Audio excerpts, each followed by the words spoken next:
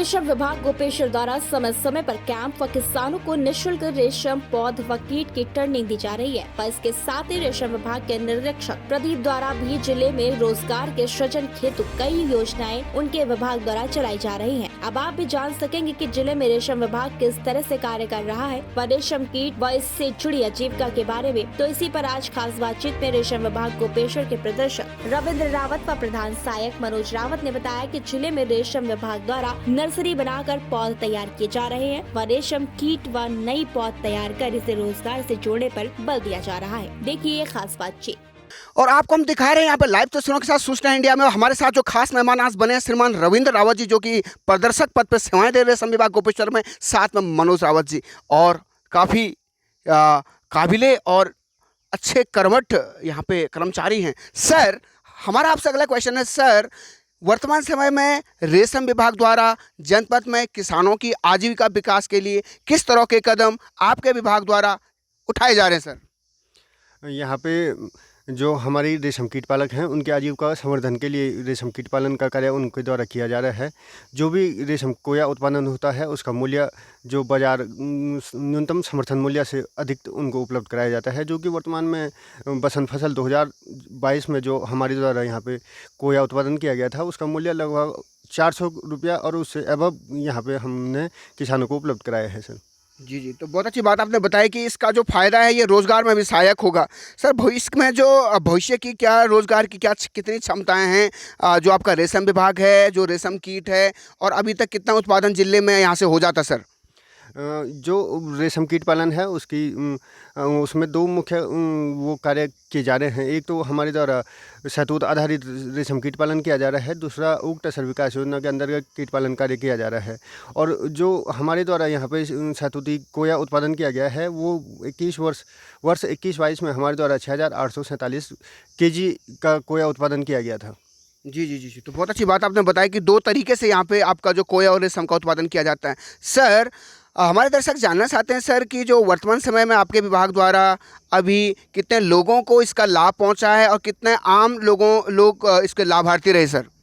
हमारे पास यहाँ पे जो उक्त असर कीट पालन कार्य कर रहे हैं वो अभी 100 लोग हैं और नंदकेसरी में हमारे पास 50 लोग हैं। कुल 150 लोग उक्त असर कीट पालन कार्य कर रहे हैं। जो शहतूती आधारित रेशम कीट पालन है उसमें 240 लोग कार्य कर रहे हैं। साथ ही साथ हमारे द्वारा जनपद में 500 रेशम कीट पालकों को जैविक खेती का कार्य करने के लिए प्रशिक्षण कार्य दिया जा रहा है।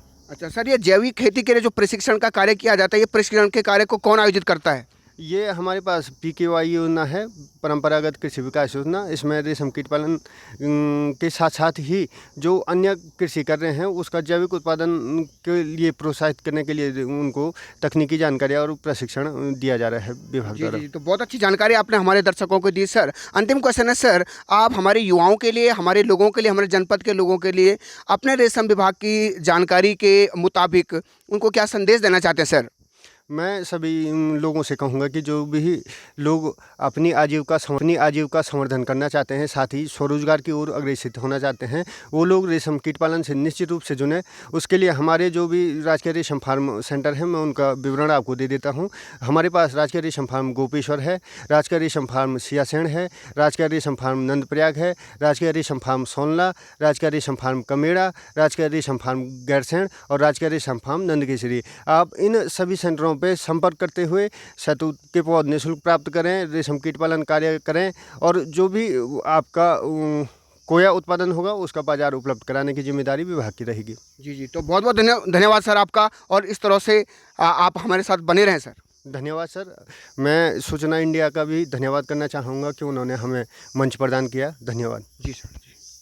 फूल पुष्प पत्तियों को उड़ाने वाले लौट के नहीं आते, दूर जाने वाले। नमस्कार मित्रों, सूचना इंडिया में आपका स्वागत है और आज हम आपको ले चलते हैं यहाँ पे आपके हमारे पीछे जो आप सिनारियो देख रहे हैं, रेशम विभाग गोपेश्वर और जनपद चमोली का एक ऐसा विभाग जो कि एक अलग तरीके से जनपद में कार्य कर रहा है। हम बात करते हैं आजीविका की, बात करते हैं किसानों के विकास की, और जनपद के अंदर हम पीछे से देख रहे होंगे बहुत बड़ी नर्सरी, और इसका पूरा योगदान जाता है यहाँ के कर्मचारियों को और यहाँ के जो कर्मठ कर्मचारी हैं और यहाँ के जो सर हैं। सर, आप लोगों का बहुत बहुत स्वागत है सर सूचना इंडिया में। धन्यवाद सर। और हमारे साथ यहाँ पे बने हैं जो यहाँ पे प्रदर्शक हैं रेशम विभाग में, और साथ में यहाँ पे प्रधान सहायक हैं रेशम विभाग में रावत जी।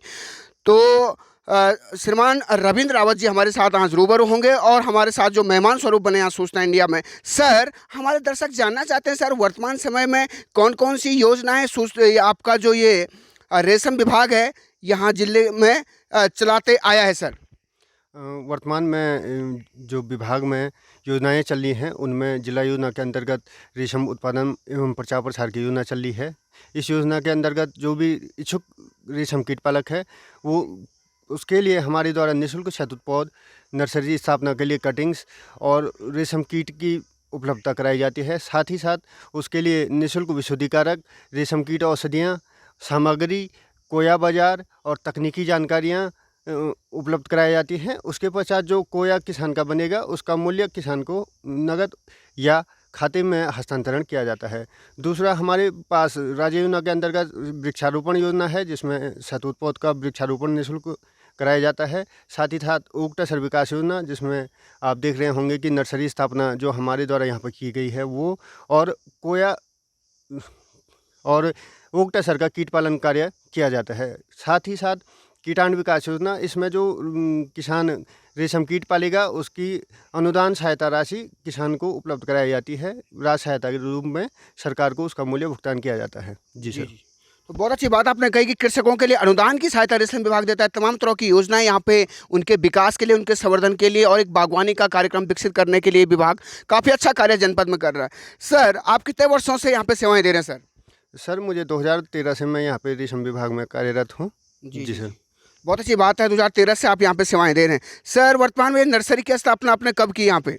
हमारे द्वारा यहाँ पे मार्च अप्रैल में हमारे पास बीज आए थे मणिपुरी बांज के, और उसको हमने बेड बना के उसका जर्मिनेशन कराया। तत्पश्चात हमने उनको शिफ्ट कराया है। बागों में फूल खिलते रहेंगे, बागों में फूल खिलते रहेंगे और सर्दियों और गर्मियों के मौसम भी बदलते रहेंगे। जैसे आज मिले हैं वैसे आगे भी हम लोग सब मिलते रहेंगे। नमस्कार मित्रों, और आज फिर हम आपको ले चलते हैं यहाँ पे सूचना इंडिया से। हमारे साथ बने हैं रेशम विभाग गोपेश्वर के जो प्रधान सहायक हैं श्रीमान मनोज रावत जी। मनोज रावत जी, आपका भी बहुत बहुत स्वागत है सूचना इंडिया में। और हमारे दर्शक जानना चाहते हैं सर, जो आप यहाँ पे बागवानी का कार्य कर रहे हैं, जो पौध आपको, पहले तो ये बताइए ये इस पौध को आप तैयार कैसे करते हैं? सबसे पहले तो इसका बीज हमने मंगाया है जी। उसके बाद हमने इस बीज रोपण करके ये पौध तैयार की गई। जी। तो ये पौध आपकी कहाँ से इसका संबंध है सर? ये तो मणिपुर से आया है इसका बीज, यहाँ हमने तैयार किया, यहाँ पॉली बैग में भर के हमने इसको तैयार किया है। जी। तो वर्तमान समय में आप रेशम विभाग द्वारा इन पौधों की किस तरीके से आप कीट तैयार करते हैं और अभी तक कितना आपका लक्ष्य है? लक्ष्य तो हमारा 15,000 तो गोपेश्वर में है, 30,000 नंदकेसरी में ये पौध तैयार की गई है। जी। अभी आगे इसको बढ़ाएंगे, 50,000 60,000 करने की लक्ष्य है। जी। तो सर, आप कितने समय से इस विभाग में सेवारत हैं सर? मैं तो 14 साल पूरे हो गए हैं। अच्छा, 14 साल आपने मतलब यहाँ पे सेवाएं दे चुके हैं सर, तो काफ़ी सारा अनुभव आपने अपनी झोली में बटोरा होगा सर। तो आप अपने इस पेशे से सर क्या संदेश देना चाहेंगे? संदेश यही है, जिससे जुड़े रेशम उक्त असर से या शहतूत से, जिससे भी जो भी आजीविका जो अच्छा हुआ है, एक साधन है मतलब। तो क्या हमारे पहाड़ों में ये सहायक हो सकता है? जो इस तरह से हम देखते हैं पहाड़ की कृषि आज प्रभावित हुई है तमाम जंगली जानवरों से, तो उसमें ये कैसे सहायक हो सकता है? ये तो बहुत सहायक है, इसको जंगली जानवर कोई नुकसान नहीं पहुंचाते मणिपुरी बांज को। ये सबसे अच्छा मतलब काफ़ी सहायक है। जी। विपणन किया जाता है, और जो भी नया रेशम कीट पालक होगा उसके लिए हमें निःशुल्क शहतूत पौध दिए जाते हैं। उनको नर्सरी बनाने की विधियाँ सिखाई जाती हैं। ये सारे कुछ करने के पश्चात उनकी आय में वृद्धि करने का कार्य विभाग लगातार प्रयासरत है। और राज्य योजना में हमारे द्वारा शहतूत पौध उत्पादन, वृक्षारोपण और नर्सरी स्थापना कार्य, रेशम कीटाणु में जो अनुदान दिया जाता है वो हमारे द्वारा कृषकों को दिया जाता है।